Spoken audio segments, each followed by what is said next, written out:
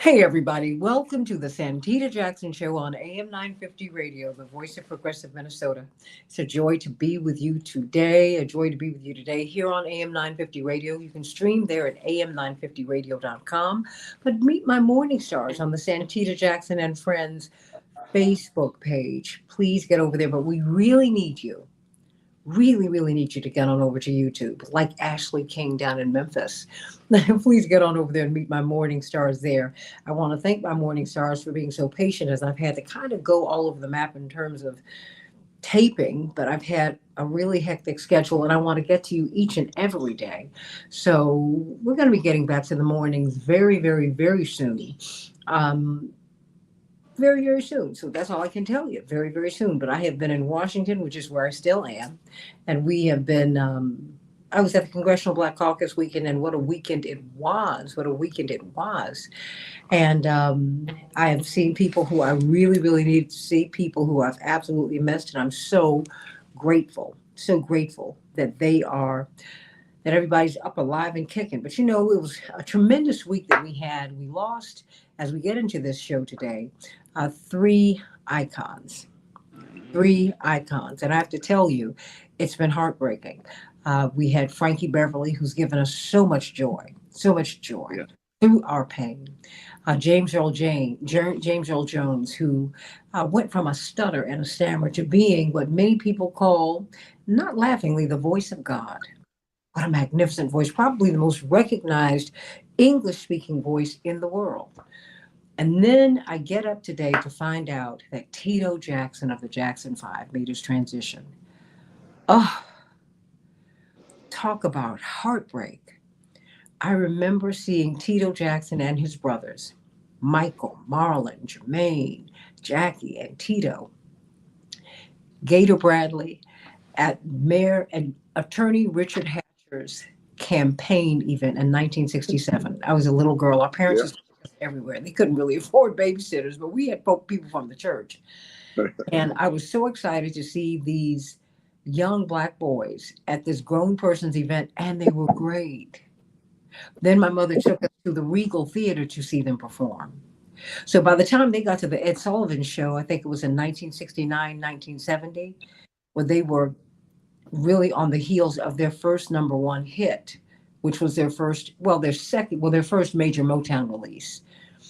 They had become superstars. Indeed, he's in the Hall of Fame for Rock and Roll Hall of Fame, but he will live on in our hearts forever. Indeed, every boy band you see, my tipping my hat to Frankie Lyman and the Teenagers, but every one of the modern era is based upon the Jackson Five. They're simply the best who ever did it. The best who ever did it. And we love you, Tito Jackson. We love you, Tito Jackson. We love you, Tito Jackson. And thank you for always making us proud. Well, you know what? As we're in this election season, I wanted to really begin to look at these voting issues, which I've done with you, Attorney Darrell Jones. We did it 4 years ago, right? Like every day we were having like these mini clinics on the radio, and we have to go right back into them because there are a lot of questions that people have about the vote. Many people call the United States the incarceration nation. We incarcerate people at an incredibly rapid clip. In terms, I just pound for pound, person for person, I don't think there's any country that incarcerates as many people as we do. Any free country, anyway, more than 1.8 million people. And the numbers have risen precipitously, more than 600% rise in incarcerated people, 600% over the past 30, 40 years. And let's talk about that. And let's talk about the rights that you have when you are incarcerated. Many people don't know that if you have not been convicted, you can vote behind bars. And that's why Reverend has really sought to have voter registration drives behind bars. But what are your rights when you come out? And should you be concerned about these people who their populations create congressional districts, Darrell Jones? So if you create a congressional district, why can't you vote in the race? I don't care whether you committed a crime or not. I don't think that people should lose their citizenship rights because they're in prison. But let's talk about this. As we are in this election cycle, what about the incarcerated and the formerly incarcerated and the vote? Reverend Dr. Jeanette Wilson from Rainbow Push, of course, pastor and head of the Push for Excellence program. We're so excited to have you, community activist and community psychologist, Dr. LaShawn Latrice. It's a joy to have you. Attorney Darrell Jones, Transformative Justice Coalition. In your other life, you have also been a prosecutor, but he's always been a fighter for justice. And our special guest, who's really part of our family. I should give you that last name Jackson, but I know you want to hold on to Bradley. Walter Gator Bradley. Many people know him as an urban translator in Chicago. He's been with the Gangster Disciples. He's been to prison and all of that. But one of the things that we love about Walter Gator Bradley is that he's always been looking to establish peace. I think that's what Larry Hoover tapped you to do in prison because that's Right. all you doing. But that's all you ever do. Whenever there's a conflict, whether it's a political one or a personal one, you can count on Gator to be there to resolve it. And we just love him. He is the urban translator, and his latest book is Murder to Excellence: Growth and Development for the Millennial Generation. And so let's start with you, Gator, this Pied Piper of the street gangs, but you're the Pied Piper of peace. Right. And so we love that about you, Gator. What about the vote? What about the vote and the incarcerated and the formerly incarcerated? And in particular, those who are in prison or who are in jail. Well, if you're in jail and you haven't been convicted, you You can, can vote. yeah. Do people know that? The thing about it, Santita, is your father pushed Reverend Willie Burrell, and Jeanette can attest to it, a host of others, was letting it be known right here in Cook County, in the Cook County Jail, that they had a right to vote because it wasn't a ward of the state. What I mean by that, if you're a ward of the state, you're convicted, so you can't vote. Okay? And one of the wonderful things is that once the individual get incarcerated and he realizes he no longer can vote, he understands the importance and the significance of the vote, that he'd write home and tell his loved ones, his friends, those that's following him, to get registered to vote. Criminal justice reform came from the brothers that was behind the wall. You follow what I'm saying? And Hmm. Jeanette and Santia, you know, Reverend Willie Burrell, of course, Reverend Helen Sinclair took the message back out to the streets from the brothers behind the wall that if you don't vote, I can't say you don't. I'm gonna say this: don't choke, vote. You know what I mean? I don't want to get caught up for them to think I'm trying to hang somebody. You know what I mean? We went through that one, But I want to say that I see the young brothers and young sisters now, just like it did Santia when I was at the Congressional Black Caucus. You know, we were raised as children. If we in a room with our adults and we ear hustling, our adults would tell us to get out of grown folks' business. Well, this time I was listening to the young adults, and I heard them say this about this election. They feel like they are Project 2024. That's going to make sure that Project 2025 don't happen. And the way they're going to do that is because they said they heard Michelle Obama. She didn't say when they go low, you go high. She said get out and do something. And one of the things that one of the young adults said, the polls don't count us, but we're going to take it upon ourselves to be accountable, and we're going to vote. Do you think people know that if they've not been convicted, if even if they're behind bars, that they have the right to vote? And if Well, you do, I mean, how do you go about it? some counties allow it. Like here, Cook County allowed the incarcerated to vote. You know what I mean? Hmm. Uh, Illinois makes it that once you come out the institutions, you're allowed to vote. Okay, then you have certain states like Mississippi that if you was incarcerated, you can't vote for it, never ever. You know what I mean? Hmm. So that's my standpoint. I'm gonna pull it back so I can listen. Okay, well, you know what? I know that Dr. LaShawn Latrice is going to have to leave us shortly, but I wanted to know what you think about this because this is something, it's bound to have an impact upon the community. So many of our loved ones have been in the system. And you get all this big run up to the election gator and Yes. Daryl Jones and Reverend Wilson, and then you can't participate. But talk to me about voting. What role do you think that the incarcerated or the formerly incarcerated should have in Um, I'm sorry, Santita. Go ahead. no in voting? I mean, you absolutely feel like a citizen when you vote. Absolutely. So what do For you me, think is? Santita, Hmm. I was just listening to what Gator said.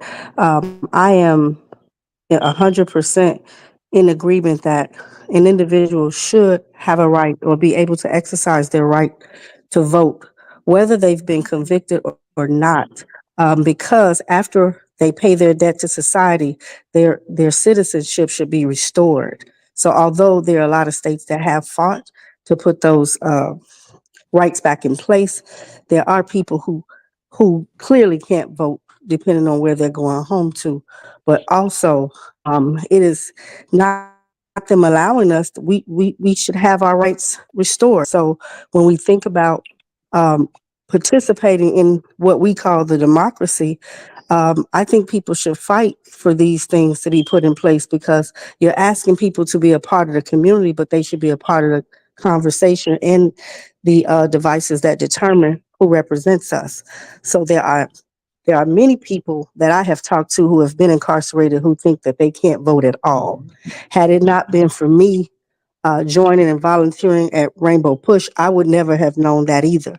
And this is some years ago I learned this, but when I came home from being incarcerated, and I was in federal prison, so there was no one voting on the inside of there. But when I came home, I reached out to so many families because I have this thing inside me that people have died to give us the right to vote. So I feel Mhm. like I have to be the person to push people. And so I called so many people and they kept saying, "Oh, I can't vote. I've been convicted. I can't vote. I've been convicted." I said, "You're a resident of the state of Illinois?" "Yes." "Okay, get there and vote then." And many of them had no idea that they could still vote. Mm. That was unbelievable. So you've been inside? What do you think could be done? I mean, could one person who goes in tell that story? I know there was so much that my brother tried to do, and Gator would know this when he was Hmm. in prison, because he's a lawyer, a trained lawyer, also in addition to being a theologian. And I think during the Obama administration, something had been rewritten, Daryl, that would enable you to make an appeal so that you could get out earlier. But the way it was written, if you did not meet certain benchmarks, you would be adjudged someone who was untruthful, a liar, which would get your appeal thrown out. So Jesse caught the fly in the ointment, plucked it out, and started and was because he was really giving legal clinics and so forth and so on. Hmm. And then, of course, he ended up in what is it in solitary confinement. Yeah. And Said, then yes, they said, because wouldn't if let you us. try to help people, that's what they do. They put you in there. That's okay. I mean, because enough he had generated enough goodwill in the jail, although it took them a couple of days. They said, "We cannot find him. You need to get down here," and that sort of thing. But so, Doctor, Wow. what? Well, look, this is the rules. This is what they do. This is what they do to anyone who's a freedom fighter. Next, so um, I know you're gonna have to Exactly. go, Gator, because you have to go back to the city council. But I wanted to get Dr. Latrice because I know she's running to a meeting as well. So what do you want to leave us with, Dr. Latrice?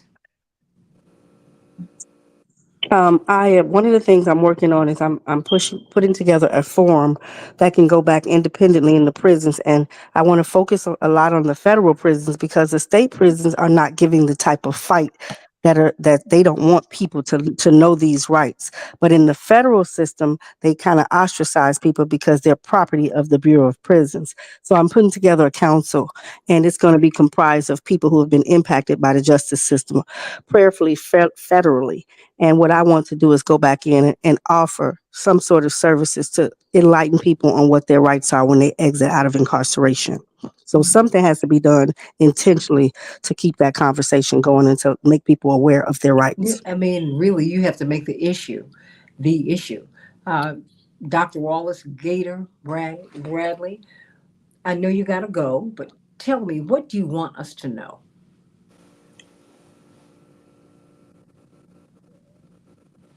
I think you're on mute. I think Can you hear me now? now I can. Yes. Okay. One of the things is she's correct.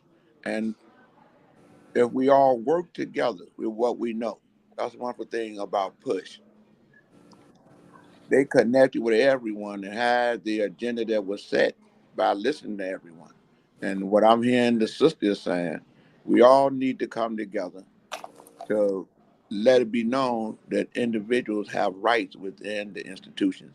And one thing I can say, it's hard for a lot of people to believe that sometimes God makes the right decisions. We may think it's the wrong decision.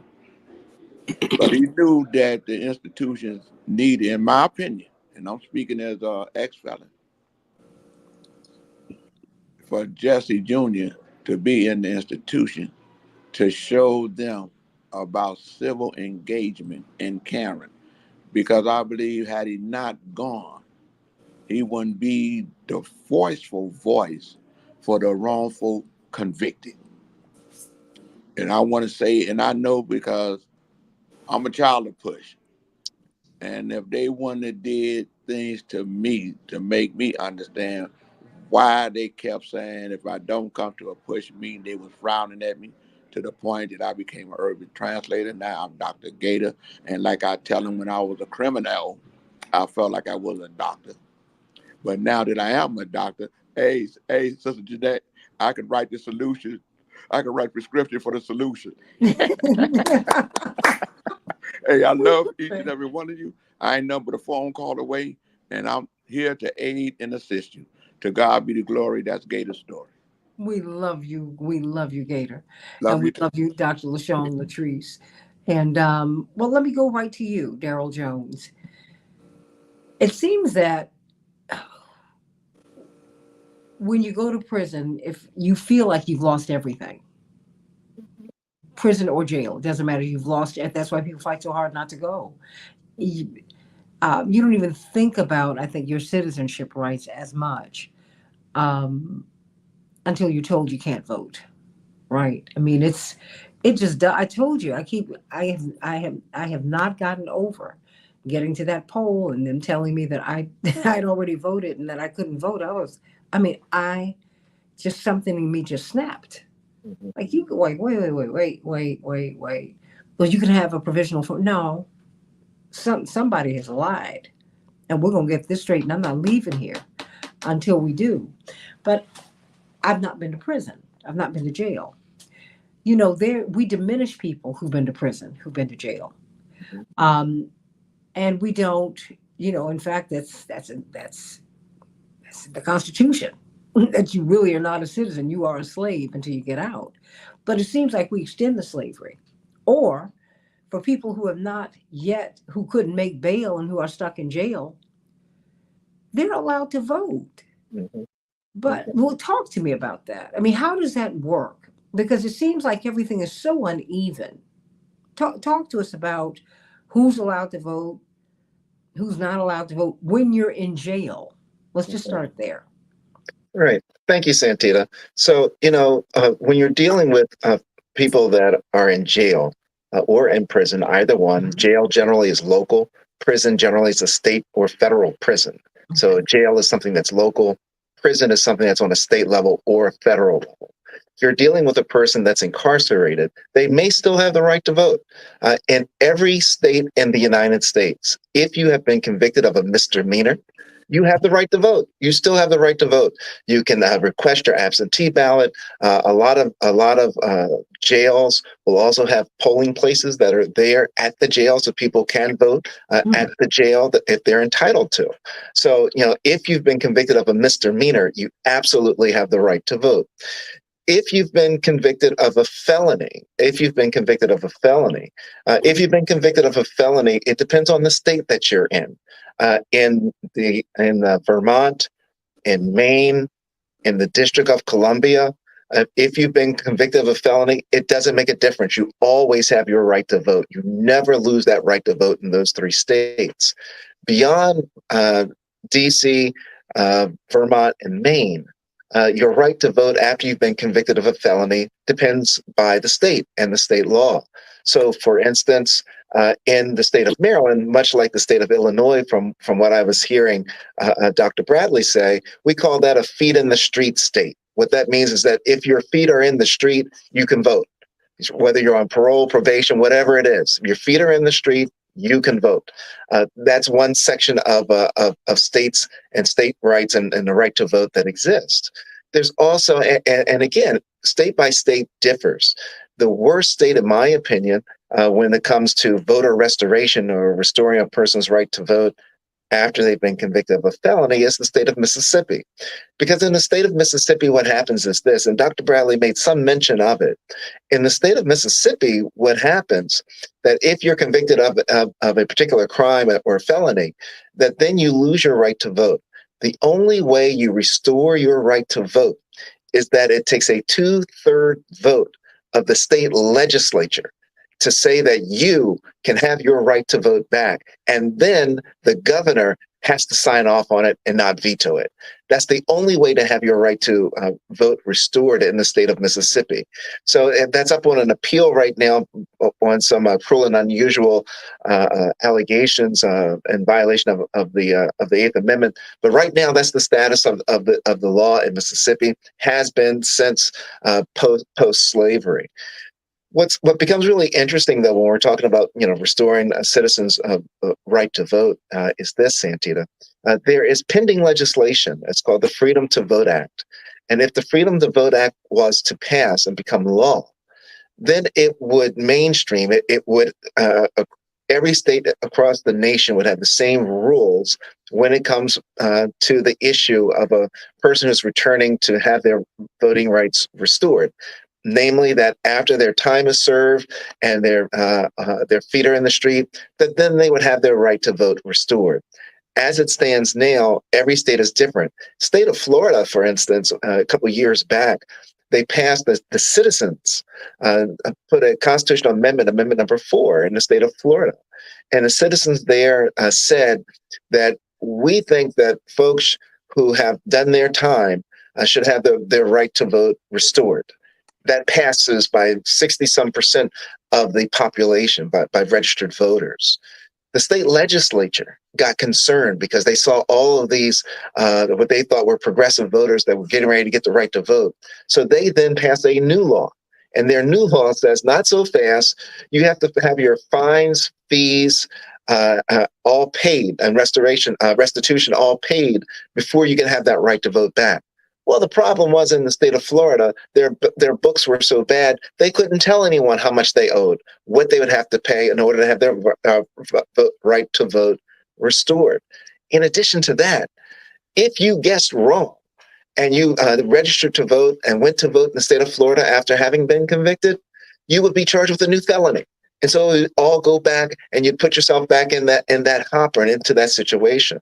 So when we're talking about the restoration of the right to vote for the formerly incarcerated and formerly convicted of felonies, that's the whole gambit of what we're dealing with. It really is designed to try to have a chilling effect so that they will not want to go vote. They will not want to take the chance to vote.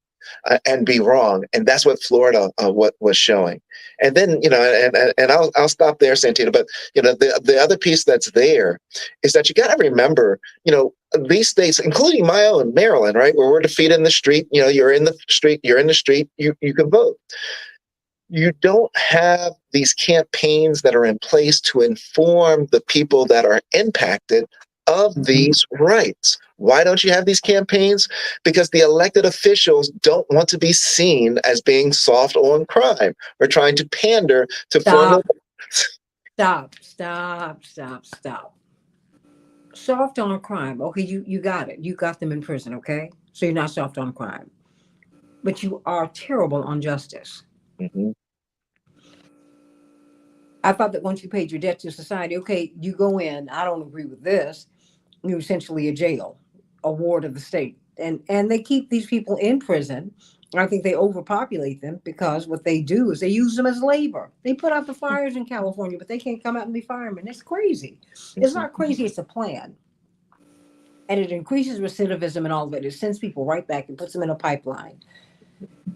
I'm trying to, you should not, I don't think any American should ever be in a position to lose their right, their God-given rights. The prisons, for them not to tell people that they can vote, it's shameful. I mean, it's shameful because I guess when you have a vote, you have a voice. So that means that the people who run the prisons can't get away with everything, Daryl, right? Reverend, I mean, because when you feel differently about yourself, when no, you're going to vote, you're going to deal with this, and I see this as something bigger than even it's about your humanity, your feeling like a citizen, your somebodyness, if you will. Oh man. Right. They refer to it as a civil death because, once you come out with that F on your record, as they say, a felony on your record, they put all kinds of barriers in your way to make it more difficult for you to survive so that you become that source of labor, that cheap source of labor, a cheaper source of labor. Desmond Meade, who is the founder and executive director of the Florida Rights Restoration Coalition, he used to say, and he has said, and I use this quote all the time now, he said that the worst day in a formerly convicted person's life is election day. Because every election day, they are reminded that they cannot vote, that they are something less than a full citizen of the United States on election day. And so, and what you're lifting up, Santita, and talking about what they that the folks that are in the jails, folks that are in the prisons, folks that are probation officers should be informing these people that they can vote and when they can't vote. The problem is those folks don't know either. They just don't know, and they're not taught that information.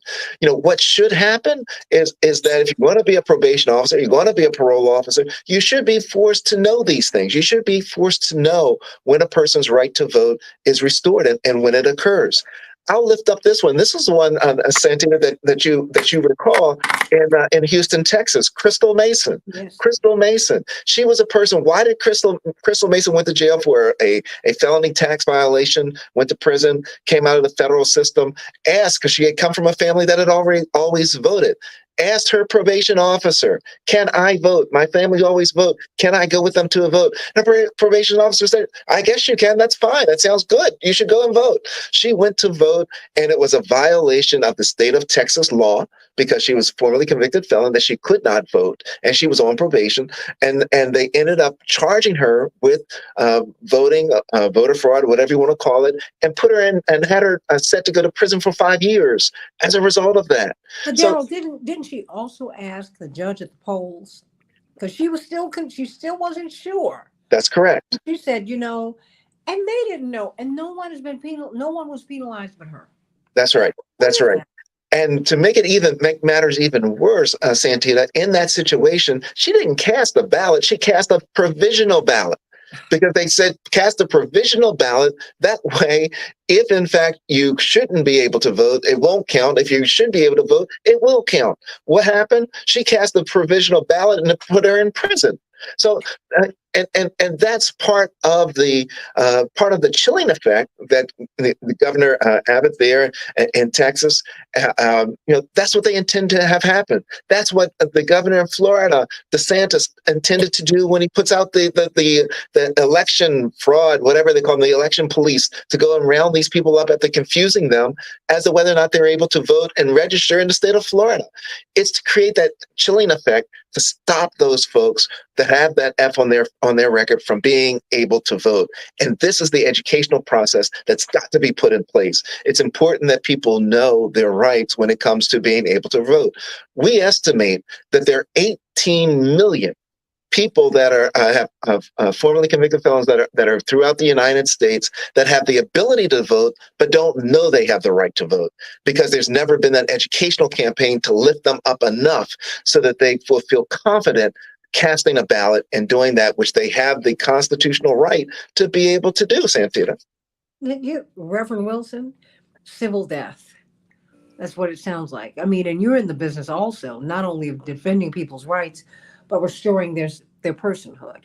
I mean, you're a pastor. I mean, what Well, is this? and What do you see this I have as dealt being? with a number of felons who have served their time and they do not have their rights automatically restored. And America is supposed to be a democratic country, home of the free and the brave.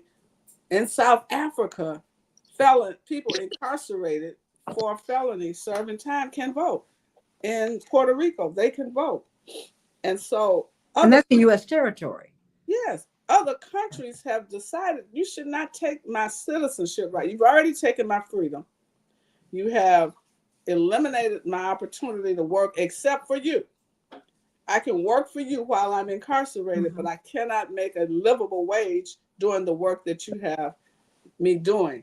And so voting, and this is something Frank Watkins, and you know this, and Jesse Jr. as a congressman were trying to get a constitutionally protected right to vote. Right now, it's a state right. So every state can decide voting rights and voting procedures, and they vary by state. For example, in Illinois, California, Colorado, Texas, and DC, they have polling stations in the jails. You can vote while you are waiting for trial. You haven't even been convicted. That should be in all 50 states. You're just sitting in jail because you don't have money to bail yourself out, or not because you've been convicted. That's only in Illinois, California, Colorado, Texas, and DC, Maryland, Massachusetts, and Nevada. And then the idea that when I get out, I wanted to say this when Gator was on, we helped him get a pardon because when he got out of prison, you're treated as if you are a pariah on society. You have no rights. They release people. They're finally giving them IDs in Illinois, but they get out with nothing. A paper bag with whatever their little clothes are, many times no identification and no resources. If somebody doesn't pick you up and they may give you a bus pass, I mean, the way they treat people who have done their time is wrong. And you remember when they built the maximum security prison, Tams, in Illinois, Tams became a growing, thriving town because it had a prison. And remember, the prison went 10 stories down in the ground. So people that were in Tams didn't see daylight maybe but once a week for 1 hour. What does that do to you? I mean, it dehumanizes you. Jesse Junior went to solitary because he was helping prisoners get their parole papers processed because he's a lawyer. And they wanted and to get them processed correctly, because the information that they had gotten from the Department of Justice was misleading. Absolutely. Right. And he caught the flaw. He said, if you fill this out the way the Department of Justice, our Department of Justice is telling you to, you will be stuck here longer because you will have perjured yourself. Do I have the story right? Yeah, but all of that is because they want to treat people as if they are the new slave. Michelle Alexander was so accurate when she called this the new Jim Crow.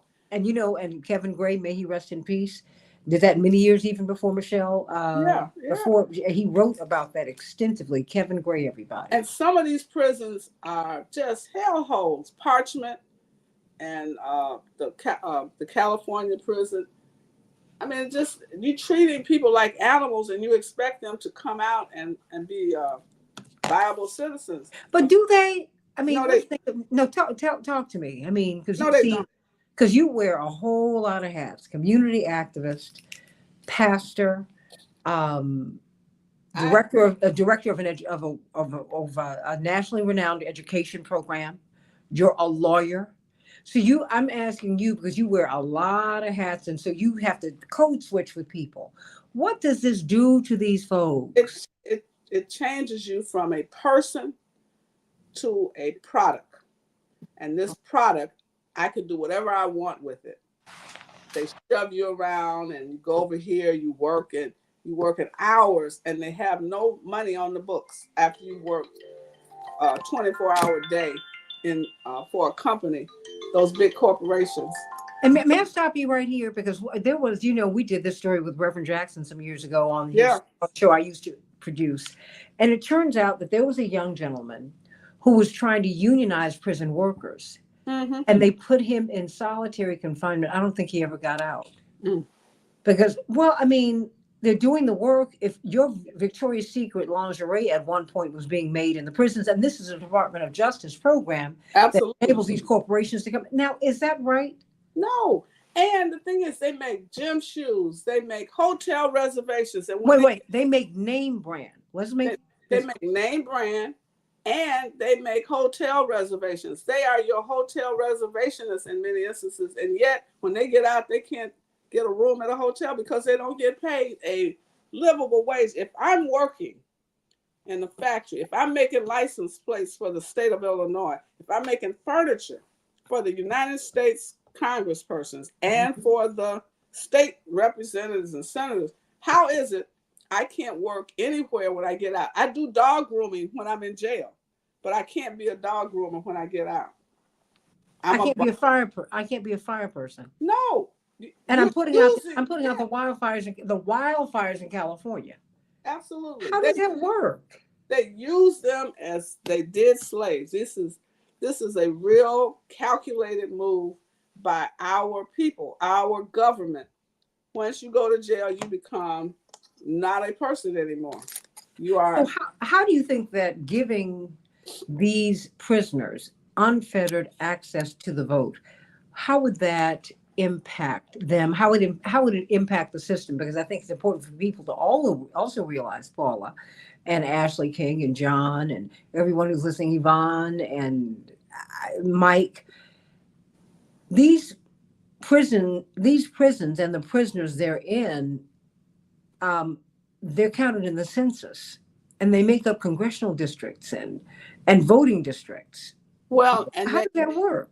And they decide where they're going to build new prisons based on, the vote, so to speak. And they make decisions about prisoners and prisons based on votes that they can't cast. The people that are behind bars don't have any rights that they have to respect. If they were voting, criminal justice laws would change. Because if I've been incarcerated, I know what happens on the other side of the wall. They would tell you, and you would vote against that kind of behavior. You would have a different screening process for prison guards and prison workers, because they almost become like they become the system to oppress. I had the case when I first got I was still in law school. I was working with Pontiac 11. These were people that had been convicted of, felony while in jail, and now they were trying to convict them of murdering guards. And you listen to the stories of what was happening behind those walls. It's just frightening. The kind of treatment that they get, particularly women. I knew one of our people here. She went to federal penitentiary because of some fraud, financial mismanagement, fraud. So she gets in there, and she said women don't even have basic toiletries, necessities. And she asked me to send them to her. And this was in minimum security, yet they were down between two mountains in a valley. And women just they rationing your basic, essential healthcare needs or rationed to prison. So you're waiting for them to die. And you just, I mean, and solitary is even worse. It's the way to get, it's to break your spirit. And I know when I think about Nelson Mandela, 27 years, 7 years, he couldn't touch any human person. That is to just break you all the way down where you and make you lose your mind, you right? lose your mind, and you'll do anything to just get out of that place. And so our prisons now are worse than the dungeons they had in Old England. Many of them. I know the ones in Illinois because Reverend when he was rolling, he visited a prison, a school, and a college. Every city. And you get to the point where you're just like, Reverend, do we have to go today? I've been to prisons in Illinois and Ohio and a few other places. And you look at these young men, mostly young Black men and brown men, with no idea of a future. I mean, we say, oh, you're going to get 23 years. That's a lifetime. Well, you know what? And I understand Reverend's wisdom more and more and more and more. I guess with your elders and certainly with your parents, as you get older. And like you said, a school, a prison, and then you bump into a Greg Mathis. Yeah. Who sees something, who wants a way out, but he can't quite figure his way out, and he sees him there, and he's seen some others. But with all that Greg Mathis has achieved, Daryl Jones, Greg stayed with us. Yeah. And he kept coming back because he's looking for ways to serve. And I would just encourage that of anyone, but I feel that way about Gator Bradley. Gator's the same. Gator's the same way. He's looking for a way to help people to understand that they are somebody. And I think that's what's so painful about this process, particularly when you see how excited people are about the election, right? I can only imagine, Daryl, how it makes you feel when on this day you can't vote. I just don't think that's right. Right. And Santita, that goes into the large part of what we call that civil death, right? Because not only can you not vote, but they also put it in a way, where they say that, if you're coming out of the prison, you have to check this box, right, when you go for employment. And so we have the whole ban the box thing, meaning check the box that you've been convicted of a crime, so that it makes it more difficult for you to receive employment. It makes it more difficult for you to receive housing because you have places that don't want to house you because of your prior conviction. So all of this leads to that civil death concept that we make reference to, that makes it more difficult for you to work, makes it more difficult for you to find a place to live, makes it more difficult for you to find that job. That's why Desmond Meade was referring to being reminded every election day that, if you can't vote, it reminds you that you're not a full citizen, that you're something less than a full citizen. And so the question has got to be, how do we change this? How do we get to the point where you've served your time, you've paid your dues to society for whatever you've been found wrong to have done.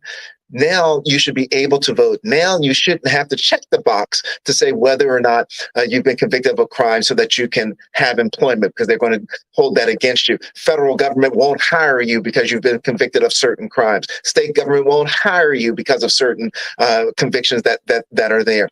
At what point do you become a full citizen again? Or do you just say that you're like Mississippi, you'll just never become a full citizen again? You're something less than. You'll always be something less than. And every election day, we're going to be certain that that you are not a full citizen of the United States with voting rights. You are something less than a full citizen. And that's what the Freedom to Vote Act goes toward and goes to address, to remove that, to say, once your feet are in the street, you should be able to vote. You should be able to find employment. You should be able to have a place to live. All of those types of things are the steps that we've got to take in order to really be certain that we are returning citizens and we're giving them their rights back. Not that I believe they should ever lose that right, because one of the things that Reverend Jackson's always said: once you turn 18, you got that right to vote. You should never lose the right to vote. That should be yours. It should travel with you wherever you go. You move by state, that right to vote should go with you. Wherever you are, you go to jail, the right to vote goes with you. That doesn't make a difference. One of the things that you asked Reverend Wilson was with regards to the impact of allowing those that have the F on their records to know they have the right to vote and to be able to vote. We estimate, again, that you're around 18 million or so people in the aggregate that have those rights. That would equate to somewhere between 4 and 6% of the electorate. We know that presidential elections are won around that margin, around that 4% margin. So what impact does it have? It certainly has that impact politically with regards to the elections. But more importantly, it also has the impact of making the citizen, the returning citizen, the person that's returning from a prison stint or a jail stint, understand that they are back and reacclimated into society. It has that psychological component to it to say that I'm moving on, I can move forward, I can be full. But when you hold them back and you don't allow them to have it, every election day they're going to be reminded. Every 2 years they're going to be reminded. Every other year in some cases they're going to be reminded that there's something less than. And I just don't think that's the right thing to do. Well, not if you want full people, but if you diminish people, they don't ask for they don't demand their rights because they don't feel they're worthy of them. They don't think that they have access to them. I mean, Reverend Wilson, Well, I think the other thing that happens, and I've seen this, when I am released, I'm no longer, in your eyes, a citizen, and I have no reasonable way of earning a living. And so what happens is crime becomes what I must do to survive. And the interesting thing is, you take me out of Austin, Inglewood, Chatham, Compton, and in the neighborhood where I grew Bronx. up, and you put me back there when I get out with no resources, and you expect me as a grown person now to just exist off of nothing. When you let me out, I don't have enough other than a bus trip back home. And when I get home, the family may not embrace me because I've been gone 20 years, 15 years, 10 years, and everything has changed. The whole world has changed since I've been behind bars. There's no real support for me. I have a young man right now. He came by my house Saturday morning, and I really didn't feel like being bothered with him. He calls me and said, I need to go to the bathroom. I'm like, why? Where are you? He says, I'm right down the street from you. So I let him in. So then he's sitting there telling me. Now I have helped him get into a job training program in construction, because construction, and Daryl knows, it's the only place you can work when you get out with an X on your back. And, he didn't have shoes. He didn't have car fare when he got out. So even if you get a job, how are you going to get there? I had to give him that. He needed construction boots. He needed, it's just all kinds of supports that are not available to them. You get out, you served your time, you did good, you got good behavior, and you're out and broke. You have he has no place to stay. So now I got to find, can he go to St. Leonard's house? And even to go to some of these places, you need a referral because they don't have enough room for people. Unbelievable. It's just crazy. And we are putting more problems on the street, and then you wonder why crime keeps going. Because I come out, I'm going to eat. I'm not going to watch you eat and starve. I'm just not going to do that. I don't even mean you any harm, but you have something that I need, some resources. And I'm not justifying it, but I just can't imagine. I served years, I've done my time, good behavior, and I get out, I have nowhere to go and nothing. And then you tell me, oh, everything gonna be all right. No, it's not. And it's really hard. And the people that come to visit me, I only go to the thing because it's a worship service, so I can get out of my cell. Having gone behind the bars with Reverend, And for women, it was just it was like depressing to me. Mm. You know, they're locked in, and you had this common area that you can only go out certain times of the day. That's Mhm. depressing. It's all gray and blue. Oh And man, it's purposeful. it And is. I think we need to pay attention to that We because do.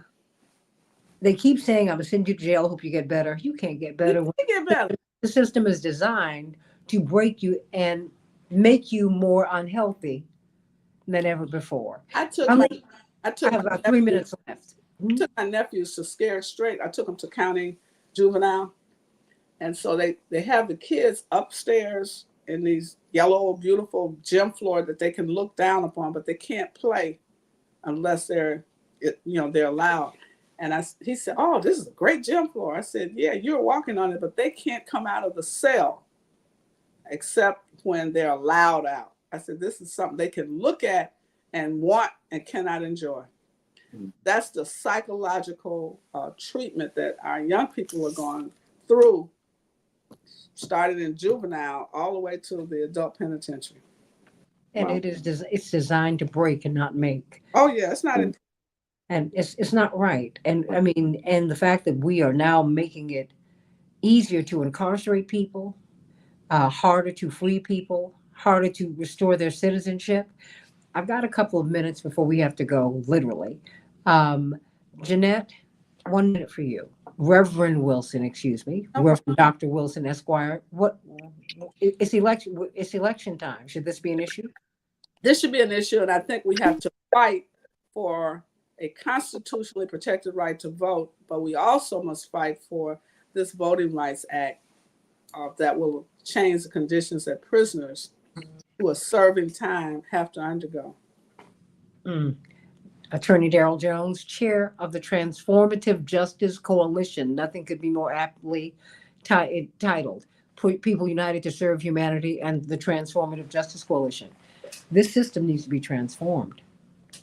Absolutely, Santita. And one thing I want to remind all the listeners is this. When we're talking about felony disenfranchisement, remember the history of it. It came about because after blacks were freed from slavery, black men were given the right to vote, and and the white folks didn't like the power that the black men had, so they started disenfranchising them with coming up with crimes, saying you've committed this crime, therefore you're losing your right to vote.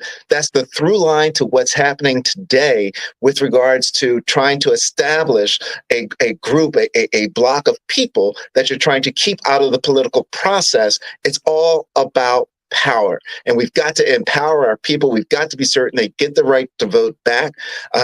Regardless, you served your time, you paid your penalties, you should have that right to vote back. Think of the power that they will have to elect the judge that puts you in jail, to have a vote in electing that judge. That's the type of power that you should never lose. Your right to vote is one that should always happen to you should always have. And Santita, I want to close with this because I do it. It's a charge that I do whenever we're talking about felony restoration, when people should get their rights to vote back. Every state in this country, and I hear, I love the Freedom to Vote Act on the federal level, but every state should be able to push to have passed a similar type of measure that will say that when your feet are in the street, you have the ability to vote. Additionally, every state should have in place, when someone is placed on probation, there should be a line there, a line that says your right to vote is restored on this date, so that everyone is aware that your right to vote is restored. There are very few states, Santita, that do that, and I truly encourage people to do it. Everybody, we need our citizens to know that they have their rights. We cannot have I'm fighting for civil rights, and I'm against civil death. Mm-hmm. You can't, you're not supposed to kill people, and that is what we're doing. Everybody, think about that. And sadly, many of us don't think about it until it impacts someone we love. Mm-hmm. So, that's why I tell people, no matter how you vote, look, if when you vote, would you consider someone more other than yourself? Yep. I'm not going to argue with you about who, or even engage with you about whom you vote for, because I realize that you have thoughts and life experiences that have gotten you to that conclusion, and I respect that. I might not agree with it, but I respect it. But when you're going there, think about someone other than yourself. because nobody does this thing called life by themselves. We all need each other. Sending you so much love, Reverend Dr. Jeanette Wilson, Esquire. Attorney Darrell Jones, the marathoner, Esquire. That's right. That was redundant. I know attorney and Esquire, but I get it. I'm doing it for Anastasia, my soror. She said, put that Esquire in there, Darrell. Sending you all so much love. Everybody, please go to rainbowpush.org and the Transformative Justice Coalition. We need your support. I need you to tune in to Darrell Jones and attorney Barbara Arnwine tomorrow morning. Well, tomorrow at 12 noon Eastern Standard Time on WOLDC. They do a lot of great work. Very quickly, in about 20 seconds, what are you going to be talking about tomorrow? Or Well, tomorrow, today, people hear this. right, we're going to be debriefing the Congressional Black Caucus as well as the training that we just did with our Gen Zs from all across the country that we welcome into DC this past weekend, Santita. All right, and let's talk about poverty. There's a lot that we should have learned about poverty from the pandemic. A lot. These child tax credits really dropped poverty and kept dropping it, and now it has gone up by about 75% because we let that child tax credit expire. What did we learn? What did we learn? No one should be impoverished. Our pastor, Reverend Clay Evans, the man who ordained you, Reverend Dr. Jeanette Wilson, said God never makes a vision without giving you a provision. That's right. I mean, you're a vision of God. Everything that you need is within you and outside of you. Too many greedy people taking up the resources and stealing your rights. Let's talk about that. Poverty in America. What have we learned? And that should be, yes, an issue for this campaign on the federal, state, and local levels. We've got to find a way to end it. We don't have to find a way. We have to decide that it's going to end, and we will find a way. Back with more of the Santita Jackson Show